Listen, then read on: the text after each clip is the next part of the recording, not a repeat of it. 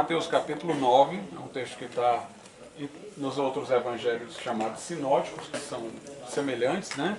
Mas eu peguei aqui do texto de Mateus. Mateus capítulo 9, a partir do versículo de número 1, que diz assim: E entrando no barco, passou para o outro lado e chegou à sua cidade, no caso Cafarnaum.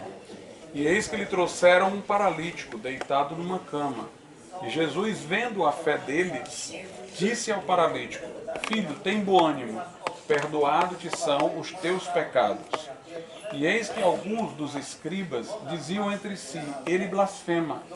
Mas Jesus, conhecendo os seus pensamentos, disse: Por que pensais mal em vossos corações? Pois qual é mais fácil, dizer perdoado-te são os teus pecados, ou dizer levanta-te e anda?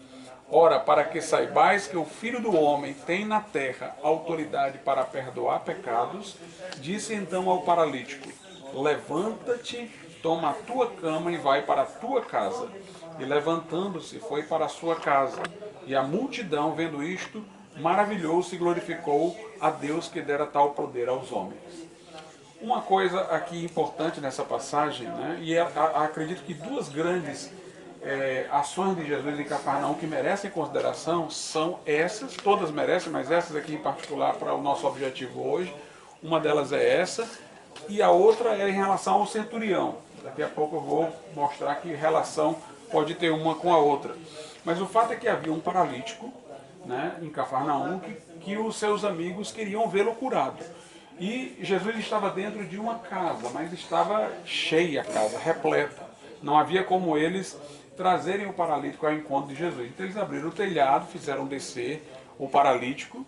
E Jesus, vendo disso, a Bíblia, a fé deles, Jesus viu que o paralítico em particular, como também aqueles que o acompanhavam, eles tinham fé para a salvação, não apenas para serem curados lá, mas eles realmente reconheciam que Jesus era o Salvador. Então Jesus disse: perdoado que são os teus pecados.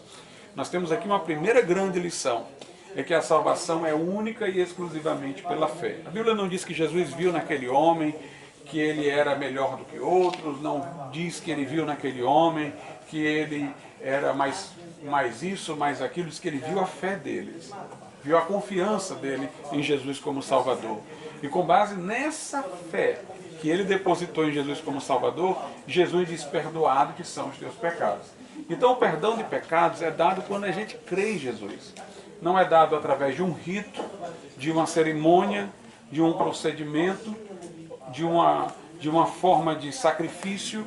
Não é dada em qualquer outra circunstância, senão nessa de crermos em Jesus. Se cremos, Ele dá-nos o perdão de pecados. E Ele faz saber que a gente tem esse perdão. Jesus poderia ter perdoado aquele homem e não ter dito, mas Ele disse para o homem saiu daquele lugar sabendo que havia sido perdoado de seus pecados. E quando nós entregamos a nossa vida a Jesus, o Espírito Santo de Deus testifica ao nosso espírito de que recebemos o perdão de pecados. Ele nos dá essa segurança, essa certeza de salvação, essa certeza de morar no céu. Quando Jesus disse essas palavras, os escribas começaram a questionar: mas quem é que pode perdoar pecados senão Deus? De fato, os escribas até estavam certos. Ninguém pode perdoar pecados senão Deus. No Velho Testamento, Deus diz assim: eu mesmo, ele diz lá em Isaías, sou o que apago as tuas transgressões e por amor de mim esqueço-me dos teus pecados. Quando Deus diz eu mesmo, quer dizer que ele não delega essa função a ninguém. Ninguém pode, em nome de Deus, representá-lo para perdoar pecados. Ele diz: eu mesmo, eu pessoalmente sou o que apago as tuas transgressões e perdoo os teus pecados. Mas Jesus é Deus. Era esse o desconhecimento dos escribas, que acreditavam que Jesus era um simples homem. A afirmação teológica deles de que só Deus pode perdoar pecados estava certa. Agora, o desconhecimento deles de que Jesus era Deus é que era a sua deficiência, de que Jesus era Deus manifesto em carne. Então Jesus diz: perdoado que são os teus pecados. E aqueles homens dizem isso, mas Jesus conhece o coração deles. E Jesus: por que vocês estão falando dentro de si essas coisas? O que é mais fácil?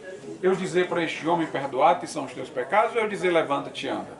Perdoar pecados é mais. Eu vou aqui fazer uma coisa paradoxal em relação ao que Jesus falou. Vou dizer algo que parece ser uma inversão do que ele disse, mas na verdade vai ser uma confirmação. Perdoar pecados é algo mais difícil do que curar. Tanto é mais difícil que curar, que outros profetas no Velho Testamento curaram pessoas, mas não puderam perdoar pecados de ninguém. Para Jesus perdoar os nossos pecados, ele teve que morrer naquela cruz, derramar o seu sangue para que nós fôssemos perdoados. Então o perdão de pecados é uma coisa maior do que uma cura, né? Mas o que Jesus queria mostrar ali era o seguinte: se eu sou um charlatão, estou dizendo perdoado que são os seus pecados, eu não estou perdoando coisa nenhuma, então seria muito mais fácil para mim só dizer isso do que dizer esse homem levanta-te e anda, né? Então o argumento dele é de acordo com a perspectiva dos seus interlocutores. É como se ele dissesse: se eu fosse um enganador, era muito mais fácil eu me mostrar como enganador só dizendo palavras do que fazendo uma coisa. O que é mais fácil para mim? Dizer a este homem: perdoados são os teus pecados, ou levanta, toma a tua cama e vai para a tua casa. Para que saibais que o Filho do Homem tem poder sobre a terra de perdoar pecados, ele disse: a ti te digo, levanta-te e anda. Essa segunda afirmação dele mostra que o perdão de pecados é mais importante do que cura. Porque ele diz: eu vou curar para que vocês saibam que eu posso fazer mais, ou seja, perdoar pecados. Aí ele já está invertendo. Ele diz: se eu for um charlatão, é mais fácil eu dizer perdoados são os seus pecados, do que eu dizer levanta-te e anda. Onde eu vou ter que ver um milagre acontecer. Mas eu vou curar para que vocês saibam que eu tenho este poder maior ainda de perdoar pecados. Aí ele disse: em nome de Jesus, ele pegou e disse ao homem: levanta-te, toma teu leito e vai para a tua casa, né? Quando ele disse isso, o homem se levantou, se pôs de pé e foi para a sua casa, né? Agora observe a outra palavra de Jesus aqui: para que saibais que o Filho do Homem tem sobre a terra autoridade para perdoar pecados. Então o perdão de pecados só pode acontecer nessa vida. Ele diz sobre a terra. Não existe forma de a pessoa purgar os seus pecados depois da morte. Não existe. A Bíblia diz em Hebreus 9, aos homens está ordenado morrer uma vez e depois disso vem um juízo, é céu e inferno.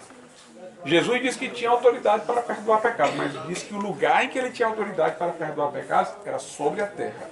O lugar de a pessoa receber o perdão de pecados é aqui enquanto vive. Se ela morrer sem o perdão de Deus, não o encontrará em circunstância alguma. Agora, por que também é importante a história do centurião? Por que combinar essa história com a história do centurião? Porque este homem foi perdoado pela fé. Mas aqui não fala nada sobre como é essa fé. Só fala que ele foi perdoado pela fé. A história do centurião mostra que tipo de fé é aquela que nós precisamos ter para sermos perdoados. A história do centurião mostra o que é a fé. O que é que acontece? O centurião vai ter por Jesus, através de seus servos que o representam, e chega lá e diz: olha, o meu servo lá está enfermo, em casa, né? O meu servo está doente. Jesus disse: vamos lá. Aí o centurião disse: não, eu não sou digno de que entreis em minha morada. Eu não sou digno de que você entre lá. Logo, a gente vê a primeira característica da fé: a humildade. Aquele homem reconheceu os pecadores, reconheceu que Jesus era santo, perfeito, e que ele não era digno de ter Jesus na sua casa. Reconheceu que ele era pecador.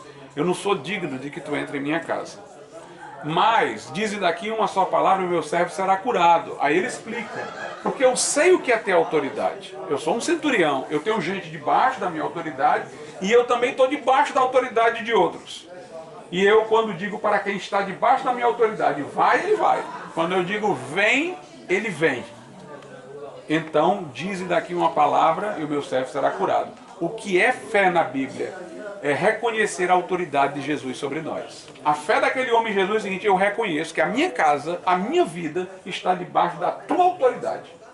Então diz daqui uma palavra que vai acontecer lá, porque eu estou me colocando debaixo da tua autoridade.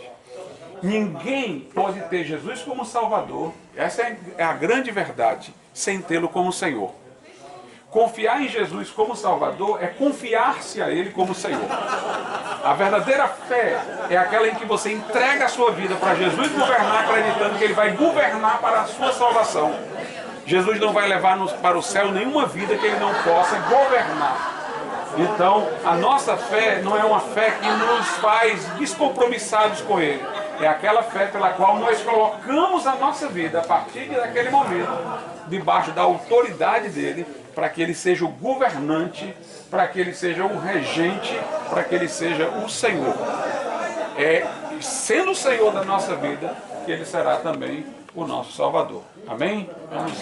Vamos orar e agradecer a Deus nesse momento. Nosso Deus e nosso Pai, nós te louvamos e te agradecemos por mais esta oportunidade, Senhor, de neste lugar, em Cafarnaum, lembrar-nos, ó Pai, de tudo que o Senhor Jesus fez, de seus grandes feitos, e aprender, Senhor, a lição da salvação por intermédio deles. Que o Senhor possa fazer a palavra sempre germinar em nosso coração e que possamos, ó Pai, reconhecer sobre nós a autoridade e o governo de Jesus Cristo. Em nome de Jesus. Amém.